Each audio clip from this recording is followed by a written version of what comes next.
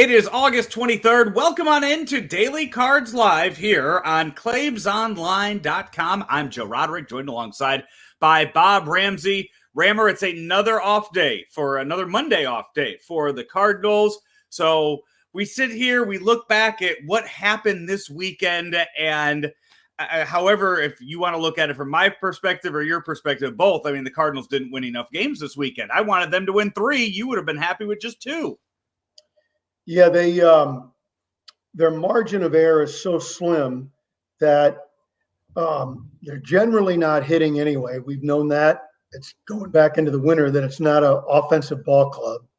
And then if you get even a little hiccup out of the bullpen, they had a couple of small hiccups, not major, but small. There goes the ball game. They just don't have the margin for error. And a lot of that certainly goes to depth, both in pitching, which is starting to get better, and it looks like the depth of the staff is going to be there with Kim coming back, probably as good. Well, not probably as good as it's been all year. And then with Nootbaar playing better, you're still way behind on the offensive side. So that margin for error still isn't enough to get you over the hump in games where everything doesn't go perfectly. Again, defense, good defensive team, throw the ball around a couple of times in one game, that can be enough to cost you the game. And winning 1 out of 3 in the last 2 series, well, that's last place baseball. It is. And now you have the Tigers coming into town, who are not very good. And it's, again, essentially one of the teams that you have to sweep. You have to win both games if you want to salvage anything out of this road trip. J.A. Happ, by the way, 6 innings pitched with 2 earned runs. Since joining the Cardinals now, he has an ERA of 1.99. He has had 3 starts on the season, and or 4 starts, I should say, on the season. 22 innings pitched. Has just been above and beyond what the Cardinals could have hoped for when they had John Gant and J.A. Happ switch dugouts during that series. And I said at the time, foolishly, right-handed crap for left-handed crap, and I was completely wrong. I don't know what is different for him. I'd love to hear him talk about it, but he has been really pretty darn good. And I just couldn't have been more wrong about the guy. I guess you watch them when they're bad and look at the bad numbers. What do you expect? But that's no excuse. We're supposed to know everything, right? And but I give the Cardinals credit for finding him, and I give him credit for delivering. Very nicely done, and it's been fun watching him pitch. He's been really good. It really has been. And it's a guy that we've talked about it before, that you don't expect him to be a part of any future plans. You don't expect him to be on the roster in 2022. You just wanted him to come in here and take innings away from Johan Oviedo. That's really what you wanted out of him. And both he and Lester have done that, and they have been Band-Aids of sorts until you got Flaherty and Michaelis back, and now Kim that you're waiting for back. And I know that you had to be happy with what you saw to Miles Michaelis the other day too. Yeah, and I know you were really concerned. I thought Miles did as actually better than could be expected. I thought he did just fine. And then you throw in John Lester.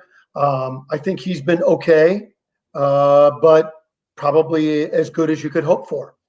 Again, it's in reality. You would expect the same numbers that you're getting out of Lester, maybe outside of that first inning that he pitched with the Cardinals, but everything after that has kind of been, okay, that's what we would have gotten from Oviedo, but it's not, we're not having to use Oviedo at the major league level and get beat up for it. That we can have John Lester do.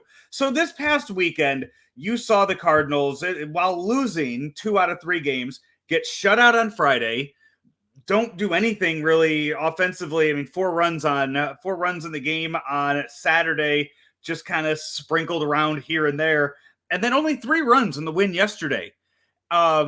Just very bad offense again. And you start to hear more and more of the chirping, this out also after getting 2 hits off of the Milwaukee bullpen over 8 innings, the few games before.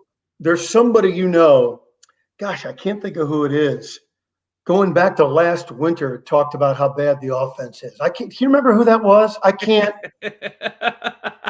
Never mind. Was it you, Rammer? Was it you? It'll come to me later. It's just not a good offense. You're seeing the offense start to go back into some of those bad habits, not scoring runs, and with that, the talk of Jeff Albert's career here in St. Louis is starting to come up again, and his tenure here. And I think it's fascinating that right now the Padres dropped out of that second wild card this weekend. They are now a full game back of the Reds. Amazing. And today they come out and they fire Larry Rothschild, their pitching coach. In the middle of a pennant race, they fire their pitching coach, and they're going to go the next 6 weeks and figure it out with somebody new. And I went and I looked because you might hear, you're going to definitely hear the Cardinals don't fire people. They don't. And Rammer, you have been following the Cardinals and a fan of the Cardinals longer than I have, to where you could count on one hand the amount of times that they made major firings in the middle of a season. Yeah. When it comes to personnel. But for the Padres to do it, and they're a heck of a lot closer in the race than the Cardinals are, it kind of brings up why can't the Cardinals do this? Well, first of all, certainly they can. You got to decide, is that the best thing for the organization? I've questioned the offensive approach for a number of years now. But let me ask you this. Is Jeff Albert Tyler O'Neill's hitting coach? Yes or no? Yes. Does he get credit for it? He should. Yes. That's one. Well, why don't the other guys listen? Maybe he's speaking Canadian to Tyler O'Neill, and that's why he understands it. Or did O'Neill say, I've got to change what's being taught to me and do it on my own? But here's the thing. If you go, results-oriented thinking, Nolan Arenado has not been delivering of late. Are we blaming Albert for that? Tommy Edman has gotten hot. Does Albert get credit for that, or has Tommy done it on his own? So what are we really saying? I think when we talk about firing that guy, first of all, what's the message? What is his message to the guys he's coaching? So then we got to reflect and say, okay, here's his message. Is this the message? Now that we've seen it in practice, is this the right message? Two, is the message right? But if people tune him out, sometimes that can happen, that he's trying to get these things across, but people have quit listening to him, and it's not getting where we want to go. These are fundamental questions that can only be answered internally, because nobody's going to tell somebody in the media really how they feel about those topics. Nobody. The Cardinals currently 14th in baseball when it comes to hitting rankings. The Padres 12th in pitching rankings on the season. And if you're interested, since I have the pitching numbers up, Cardinals 19th ranked pitching staff in all of Major League Baseball. So that's because of that June swoon. They're better than that. Right now, you would probably put them certainly top half, but that June swoon really destroyed all the numbers. The walks, the walks all season have destroyed the numbers. So that's been first and foremost. Hey, your thoughts on what we saw the lineup change this week? As you remember, I've been calling for that for about 2-3 weeks now. It makes sense, though it didn't pay off. So then we go kind of back to the other. So do you fire Bob Ramsey because it didn't work? Well, probably there are some who would say, yes, please do use that as an excuse to get rid of him. On the other hand, you do the right thing, and sometimes the results just don't go your way. You're sort of shuffling things around, trying to maximize what is a lineup that is subpar, and that is relative to the rest of the league. The bottom half of your lineup is not good enough. And so when an Arenado goes into a mini slump, and we know he's a great player and he'll get out of it. But when that happens, now you've got more than half of your lineup that is subpar. It's really difficult to win that way. Yeah, it is. Tigers in town tomorrow. We got one game short of possibly seeing history as Miguel Cabrera hit his 500th home run. Yeah. And we could talk about this more tomorrow, or we could just preview the series tomorrow. But Claves and I were talking about it earlier. Rammer, I don't know if you've looked at the current list of guys, because Miguel Cabrera is also 45 hits away from 3,000 and his career. Rammer, it might be a while before we see another guy get 3,000 hits. Yeah, you got to start young, and you've got to be consistent, and you've got to stay healthy. And all three of those things are really, really tough to do in today's game. I think for the first half of their careers, I think Pujols was the better hitter. And in the second half, I think Cabrera was better. We've had the opportunity to see two of the greatest right-handed hitters of all time playing in front of us the last 20 years. Yeah. I hope everybody realizes how fortunate we are to see that kind of talent. And I'm sure the fans will recognize Cabrera with great appreciation tomorrow. So Cabrera, you would imagine 45 hits by the end of this year. I wonder if he is able to get there. If he can go on a hot streak and get there. Do you know what the current rankings are when it comes to career hit leaders in baseball? Do I have them memorized? I'm asking if I asked you what the top 5 was of active players, would you? Players? No. You know what? I'm going to ask for top 6. I'm going to ask for top 6 because I would have bet Claves paychecks that he would not have gotten who number 6 is. No, I don't know. And we don't have time for me. Yeah. I can. So Pujols is obviously number 1, and Miguel Cabrera is number 2. I could go start trying to go through all the rosters, but no, I don't know. Right. Robinson Cano is listed at number 3, but he's not in baseball anymore. We take him off that list. That's right. Yeah, Yachty's actually number 3 on the list right now with 2,089 hits. Joey Votto. Oh, wow, look at that huge gap. Yes. Gap. Almost 900 hits separate Miguel Cabrera with Yachty or Molina. That's amazing. Joey Votto is number 4. Nelson Cruz is number 5 with 1,883. Rammer, number 6 on the list of active players right now. I could give you 100 guesses and you wouldn't get it. Elvis Andrus. Never. You're right. I would not have gotten it. I was shocked when I saw it earlier. I thought it had to be a misprint, but yeah, at 32 years old, 1,837 hits. Wow. Yeah. Nice career. But if you go through and you look at the list, Rammer, it's going to be very tough to get that. By the way, the next closest as far as the search for 500 home runs go, Nelson Cruz is at 443 right now. He is 40 years old at 443. Giancarlo Stanton has 332 at the age of 31. You talk about some of those longevity numbers, and to my point about staying healthy, you would think, Mike Trout is going to be one of those guys that at the end of his career in another dozen years or so is going to be right there. But he's lost a whole season. He's had some injuries along the way. Bryce Harper's lost a lot of time.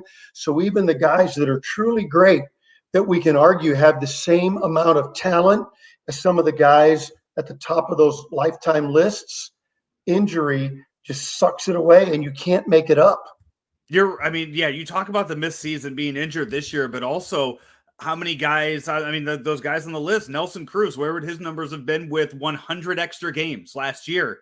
Yeah. And with the season, all these guys, if you just gave them their stats over 100 games, and Miguel Cabrera would be at 3,000 already. He'd be at 3,000. Nelson Cruz could push to DH next year. Close. He's not going to get there in 2 seasons, but he could have pushed to be there, to play next year to get to 500. It robbed a lot of these guys of a few of these guys of some milestone numbers. So we have Tigers in town tomorrow, Rammer. Before we get to hats, a quick word from our friends at Royal Banks. Royal Banks of Missouri, where better service means better banking. Give them a call and get on board and look at all the great banking products they have to help you achieve your financial goals. 314-212-1500 or again online at royalbanksofmo.com. Royal Banks, where better service means better banking, member FDIC, and equal housing lender. Rammer, I'll let you go first for your hat today. I got to watch the process of you picking it out. Yeah, this is Lake of the Ozarks Horsepower. It's a new club. They've been around really one season here at the Lake of the Ozarks, and they play a lot at Ballparks National here at the lake. And the LOZ Horsepower Club, they do a very nice job. It's a good logo and a good lid. Rammer, I'm going away from hats today. I do have more, but I'm going to start doing Metal Mondays for myself here on the show. This weekend, I did the O-Town, the O'Fallon Super Sprint Triathlon, and I have a lot of these races coming up soon, so I'm just going to do medals every Monday, and that'll extend my hats a few extra weeks, hopefully till the end of the season. Finished 35th overall in this weekend. A nice little preview for what I have coming up in Chicago this weekend. I saw you tweet about those things, and when do you head to Chicago, my friend? I will drive up on Friday. The race is Sunday. I'm excited for you. I just don't want you to get hurt. The hurt part, I mean, we're well beyond that. We are so far past that. I have a foot thing right now. I had a friend ask me if it had something to do with a leg injury I was dealing with last week. I let her know. I said that was last month's injury, different legs, completely different injuries right now. We don't even think about that one right now. It's so far beyond what's happening. It's just a huge mess. I'm talking to Dr. Rick on Thursday. Hopefully he just makes me better for about 4 days. He'll just shake his head. I know Rick. He'll just shake his head. He'll tell you you're crazy and let you go on your way. Come see me when you get back. I'm doing the cryo tomorrow. I'm going to go freeze myself tomorrow and try to make all these pains go away for that. Just whatever works. Whatever works. Will you be thawed out in time for daily cards? I will be. Yes. Tomorrow afternoon, we'll bring you daily cards before the game. Tomorrow night, Tigers are in town. Full preview of that 2-game series on the show tomorrow. He is Bob Ramsey. I am Joe Roderick. This has been Daily Cards Live, presented by Mungenast, St. Louis Acura, and Royal Banks of Missouri, right here on ClaibsOnline.com. St. Louis Acura is excited to announce the opening of our newly remodeled service lounge. We sell pre-owned vehicles of all makes and models and take pride in servicing what we sell. We offer free pickup and delivery service and a complimentary car wash and vacuum with every service. We also have a full-service reconditioning shop on site that can repair dents, bumpers, and wheels. As the nation's only 29-time Acura Precision Team winner for customer satisfaction, we work every day to make St. Louis Acura better than ever for you.